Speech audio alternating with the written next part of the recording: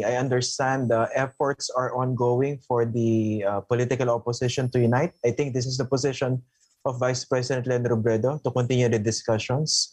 But earlier today, we all heard quite a mouthful from Manila Mayor Isko Moreno in response to the so-called appeal by supporters of the Vice President for him to withdraw his candidacy. So I think it's safe to say that he got offended. What do you think of the way the mayor of Manila responded to those calls for him to reconsider his presidential run and just run for vice president under Leni Robredo? Those who are in the know about the political happenings and those who have profiled Mayor Isko would predict exactly the same reaction that he did. And that's why we're not really surprised. And in fact, we're relieved that the true face of Mayor Isko has been shown to the public. And it was brought to light by Mayor Isko himself. And what is that true face? That he was never with us from the beginning.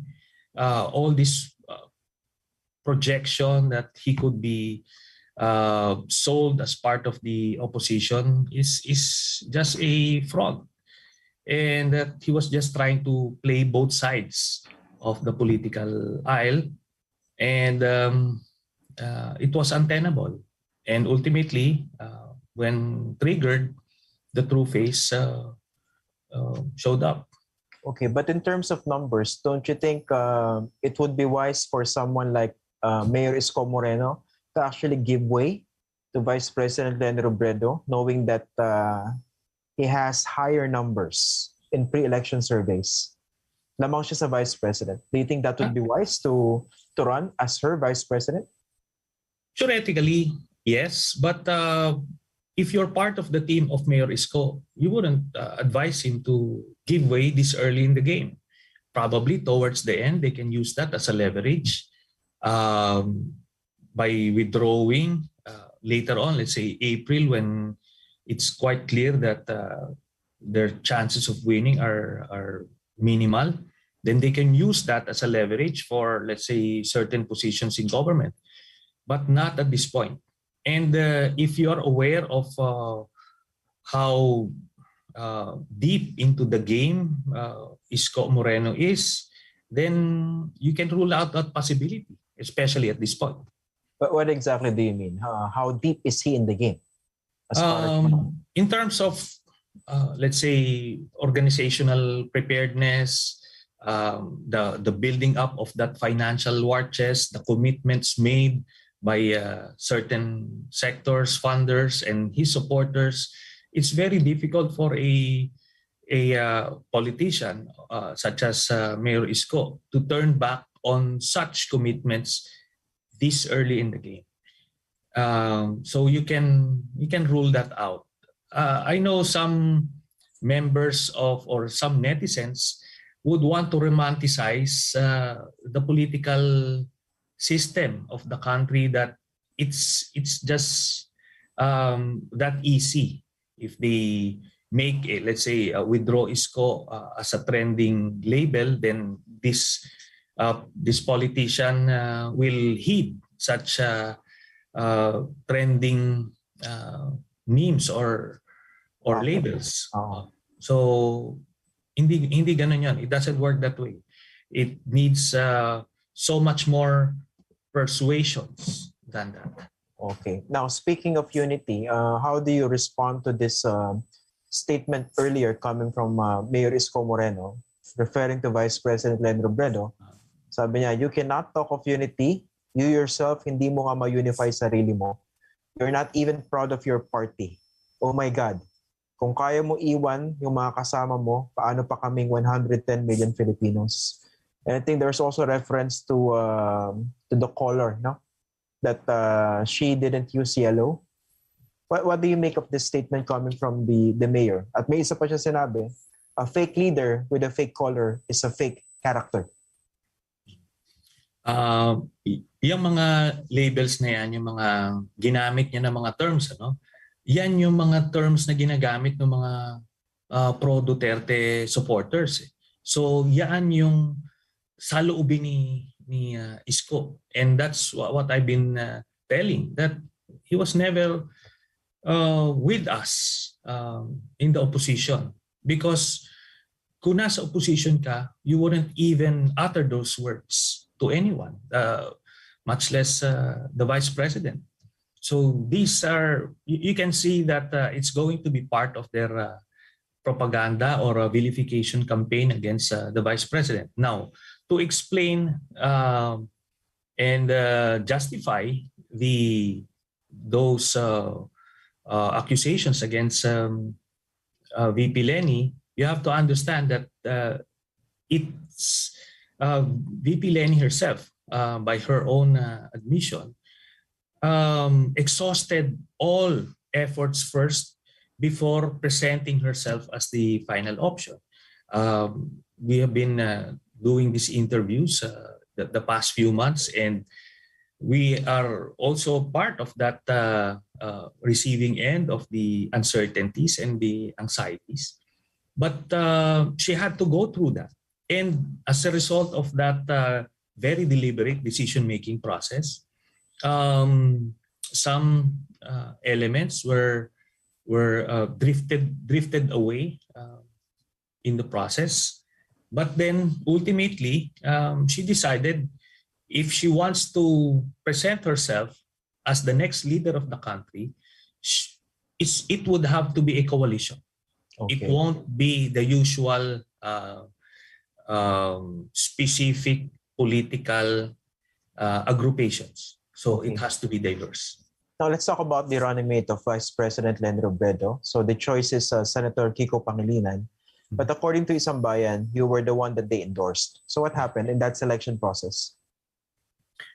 We were very clear, Christian, when you asked me the last time, what are the options for us? The group early on has decided that if VP Lenny would run for president, then I would just run for the Senate. We believe that my skill set and the interests of the country would be better served with me as Senator of the Republic. And politically, tactically, we also wanted to give VP Lenny that free hand to choose which among the candidates would best help her win the presidential elections. And Senator Kiko Pangilinan is a very wise choice. He has a wide political network. So I believe it's also giving recognition to the efforts of the Liberal Party to remain with her the past 5 years. Okay, but is he the final choice for Vice President, meaning the running mate of Len Robredo? Because there are also discussions I heard, and this is also mentioned by Isang Bayan convener, Brother Armin Luistro, last night on this program, that there are still discussions as to who should be the final running mate of Vice President Len Robredo. So there are talk of Manny Pacquiao or Isko Moreno to be her running mate. What do you think of that? Probably as late as last night, probably. But when Senator Kiko filed his COC, accompanied by VP Lenny, I believe that's it. I believe that's the stamp of finality by VP Lenny. Because I don't think she's used to playing that game unless something comes up later on out of necessity. But I didn't hear of any possible scenarios. So si Senator Kiko Pangilinan na talaga yung tatakbo for Vice President para ng palitan? That's what I know. Okay. Now, what's your position regarding discontinuing unification talks? Because I think that is a position of the Vice President. Even if the other contenders, including herself, already filed their COCs, Unification should still, the efforts to unify should still continue. But what kind of unification you think would still be realistically achieved later on? Probably late during the campaign period, let's say April. If the situation for some of the candidates are not really encouraging, then probably they can present themselves, they can present a proposal for them to withdraw in favor of VP Lenny, just so they can get some leverage for future political appointments. But I don't see it happening this early because all of these campaign teams still believe that they have a fighting chance. So they want to test out all of their campaign plans, propaganda plans, and see how it would affect the electorate. Okay, and of course, a part of the campaign would be the narrative or the issues that will have to be tackled. Earlier during the, as part of the statement in response to calls for him to withdraw, Manila Mayor Isko Moreno also mentioned something about the Marcos as an issue for the Vice President. Sabi niya, yan lang ba ang dahilan kung bakit siya tatakbo? Paano naman kaming mga Pilipino? Wala kaming trabaho. Bakit kailangang uminog ang mundo namin ngayon sa away ng mga Marcos at Aquino, sa away ng anak ni Marcos at mga anak at kasama ng Yellow Tards? Okay. What do you make of this? Is this even the issue actually that is primordial behind the decision to run by the Vice President? I believe so. As far as VP Lenny is concerned, the Duterte administration is practically a political child of the Marcos era. They have the same ideology, the same propensity for draconian policies, oppressive policies. So it's not lost on her. She's a very keen student of history, and we should learn from that. And I believe that's the reason why she's stressing it, because the reason or the casus belli of running to end the Duterte administration is already apparent to everyone. It's already happening. So it's very obvious. She doesn't need to stress that. So she's just stressing the underlying cause of this Duterte administration. As I mentioned, a political child of the Marcos regime. So if Isko Moreno didn't figure that out, then we would have a problem under an Isko administration. Yun ang problema doon. Kung ina-idolize niya yung diktador na Marcos, doon din ang mangyayari. Pag nakaupo na siya, gagamitin din niya yung mga taktika na ginamit ni Marcos nung panahon ng martial law. And that should be a red flag. And may kita mo yung offensive words na ginagamit niya, na yung yellow tards. Talagang doon mo makikita, you would have to be a die-hard Duterte supporter for you to even come up with such words. At yun na ngayon. Maliwanag na sa lahat na all that illusion that this guy is